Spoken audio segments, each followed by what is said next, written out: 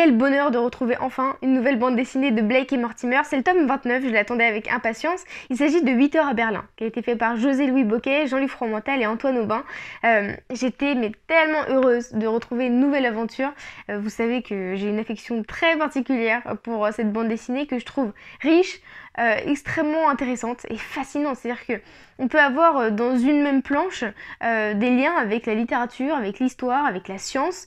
C'est quelque chose qui est extrêmement intéressant parce que ça s'inscrit sur un fond historique.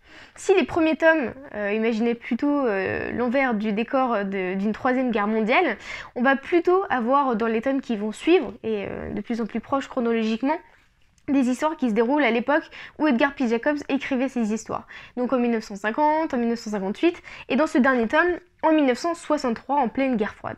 Alors, le premier tome, il a été fait par Edgar P. Jacobs. Donc il s'agit du Secret de l'Espadon, le tome 1, et il va faire les 11 premiers tomes. Après, il va mourir, il va laisser la main à son associé Bob Demore, qui va ensuite laisser la main à son tour à plein d'auteurs et plein de dessinateurs. On va avoir par exemple Yves Santé, André Julliard, Ted Benoît, Jean Van Hamme, et aujourd'hui, José-Louis Bocquet, Jean-Luc Fromental et Antoine Aubin. C'est une continuité qui est très agréable parce que même si l'auteur est mort, même si ce ne sont pas les mêmes dessins, alors il y a quand même une grande proximité entre les planches, mais ce ne sont pas les mêmes styles. Et pourtant, on va encore aujourd'hui découvrir les histoires de Blake et Mortimer. C'est quelque chose qui continue dans le temps et je suis très contente de pouvoir aujourd'hui découvrir une nouvelle aventure. Alors il s'agit d'une aventure qui se déroule pendant la guerre froide. Je l'ai dit, il y a toujours un contexte géopolitique très important. Ici, on va vraiment se plonger tantôt en URSS pour des fouilles archéologiques et tantôt à Berlin, avec cette capitale qui est séparée en deux par le mur. Et on va vraiment être dans les coulisses de ce qui se passe. Alors, du plus évident, avec le discours du président Kennedy à Berlin, Ich bin ein Berliner, et au plus pertinent, c'est-à-dire qu'on va vraiment avoir des détails qui vont rendre justement cette bande dessinée enrichissante. À chaque planche, chaque détail compte. Et c'est ça que j'adore. On va avoir par exemple Philippe Mortimer, qui est un des deux personnages principaux de l'histoire, qui va se rendre dans l'Oural, en URSS, pour des fouilles archéologiques. Le but étant pour l'Union soviétique de prouver qu'il y avait une civilisation slave avant d'avoir une civilisation latine. Vous comprenez les enjeux géopolitiques qui en découlent.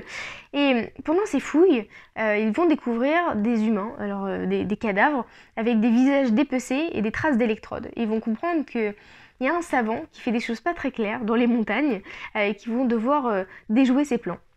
Et ce qui est intéressant, c'est que les noms, par exemple, des chercheurs qui sont sur ces fouilles, ça va être Lermontov, ça va être Bounine. Et on se rend compte que ces personnages, qui sont des personnages secondaires dans l'histoire, portent les noms d'auteurs et de poètes de la littérature russe qui sont des auteurs qui sont majeurs et je trouve ça intéressant dans chaque détail de pouvoir avoir un lien avec la littérature, la science, l'histoire et pouvoir se plonger dans les coulisses de ce qui s'est passé là pendant la guerre froide. Et je vous conseille cette bande dessinée qui est extrêmement enrichissante. Et si le début était plutôt sur des sortes de romans d'anticipation, ici on va vraiment avoir une plongée dans l'histoire, dans ce qui s'est passé, avec une enquête évidemment d'espionnage qui a un suspense incroyable. Donc je vous le conseille, c'est 8 heures à Berlin, de Jean-Luc Fromental, Antoine Aubin et José-Louis Bocquet. Puis nous on se retrouve très vite.